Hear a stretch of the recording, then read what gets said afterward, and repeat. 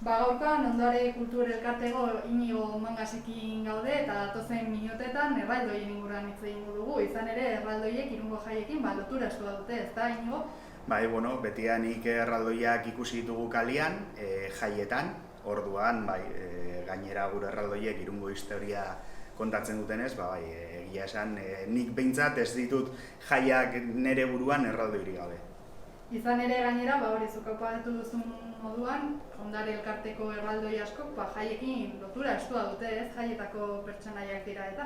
Bai, guriak behintzat, esan alarde ingurukoak eta gero Irungo historiaren ingurukoak, baina hortaz aparte ere badira beste bi elkarte naiz eta beraien erraldoiak Irungo historia edo ez irudikatu jaien barruan ja kokatzen ditugunak. Eta ze urtetatik parte hartzen du Ondare Kultur Elkarteak San Martzialetako programa honetan? Gu 2011 urtetik. 2012 barkatu, 2012. Bale, eta zein ekintza antolatzen dituzue San Martzial jaien barnean? Gu San Martzialetan egia esan ez dugu ekintza handirik egiten, ekainak 28an bakarrik ateratzen gara. Gure konpartsak bakarrik egun horretan parte hartzen du, gainontzeko egunetan egia esan gure konpartsan dauden kide askok Irungo atseginakoekin edo beste bidasoko erraldoiekin ere ateratzen da noizbait, eta orduan gu nahiago jendia ez azkenian gauza pila ditugu, entsaioak eta bar, orduan nahiago lasai jun eta bakarrik 28an atera. Aurrek urtean zuen jarduera moldatu eta beste era batera antolatu zenituzten ekitaldiak. Konta iguzu, zer egin zenuten? Guk kulturarlokin hitz egin genuen, zerbait egin nahi genuen, prestatu, eta egin genuen YouTube plataforman gomazko erraldoien dantza txapelketa edo horrelako zeo zer, leku ezberdinetatik behal izizkiguten bideoak eta bar, eta gero hortaz aparte erraldoiak fikoan jarri genituen, eta han egon ziren erakusgarri ekainak 29 arte. Eta 29an fiko batik Irungo zentrura igo genituen. Eta hori komentatu duzun moduan, bideoen bitartez ere funtzionatu zenuten, jaiak ospatzeko modu nahiko ezoikoa, baina ez dakit nolako izan zen esperientzia? Esperientzia oso nahi izan zen. Gu lehendabiziko esperientzia esan genuen bentaseko jaietan, maiatzan, arrakasta handia izan zuen, eta hori ikusita San Martzialetan berriz errepikatu genuen. Aurten ordea ez da posible izango berriro erraldoiak kalean ikustera, ez da? Ez, guk nahi baina udaletxeak ez dugu usten, orduan hemen egongo dira, gordeta. Egoera horren erakusle da, elkartearen jarduera ia guztiz etenda duzuela, ez da? Erabat guztiz. Azkenian ezin gara kalera atera eta lokala txikia denez ezin ditugu ez entsaioak egin, ez ezerrez, gainera erraldoi barruan azkenian ume bat sartzen den bakoitzean desinfektatu behar balin badugu eta bar, izugarrizko eromena da. Gero hori ere galdetu behar nizun, etenaldi honen, hau da, pandemiak eragindako etenaldiaren aurretik nahiko elkarte osasuntsua zinetela esan dezakegu, ez? Jarraitzaile eta baikide desiente ez den euskarri batetik. Momentu oso honean ginen, hemen dago pixkat, erraldoi berriak egin behar izan genituen, ume pila bat genituen, eta azkenian honek guztiz frenatu dugu. Eta nola bizi du egoera hau elkarteak, hau da, nola planteatzen duzuen, datozen hilabeteetarako aurrera pausurik ematea espero alduzue edo? Gure aldetik, lehen esan dizuan bezala, nahi baina ikusi behar dugu udaletxeak gainontzeko zeak eusten diguten.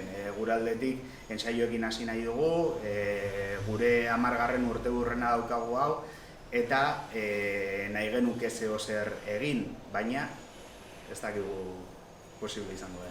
Horixe da, azken finean pandemiak erraldoi berrien aurkezpen erdian harrapatu zintuzten.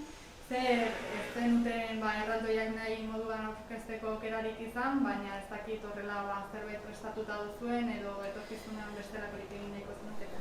Bai, hasiera batean, ari ginen sorpresa batian lanian, gure 10. urteurrena izan da, ideia genuen beste erraldoi bikote bat aurkezteko, ze baitugu azken urteetan egin ditugun erraldoi mota jarraituz, baitugu ja 4 erraldoi txiki, 4 erraldoi ertain, 2 horietako 2 oraindik aurkeztu gabe ditugunak, eta baitugu 2 erraldoi handi. Orduan nahi genuen erraldoi bikote handi horri beste bikote bat jarri, ja lau eta 4 zea berdin izateko, ez?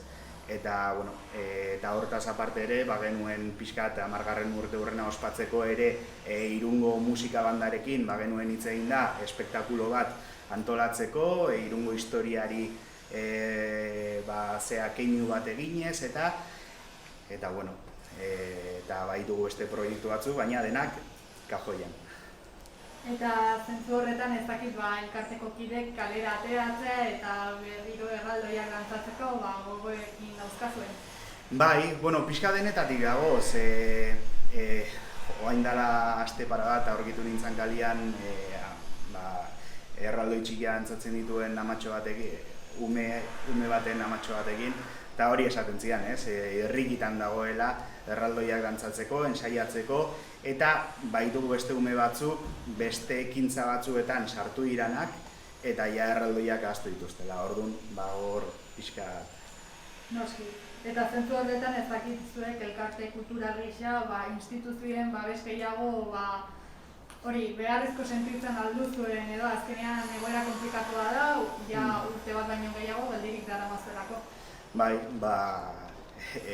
ez dugu berririk izan, ez dugu laguntzari jaso, bai Irungo udaletxeak aukera eman digula bai Gabonetan zeo zer pixkatxo bat egiteko, baina elkarteak aurrera egiten du, ez daukagu diru sarrerarik, ez digutugulako ekintzarik egiten, eta baina gastuak baitugu, erraldoiak konpondu behar dira, mantenimendua, lokaleko seguruak, baitugu gasto fijoak, eta diru sarrerak ez ditugu izan, beraz ez ditugu kubritzen. Eta, faltan botatzen dugu pixkat, laguntza pixkatxo bat, ze etxean egon ginenean denak sartuak kalera ezin atera, elkarteak hor egon ginen.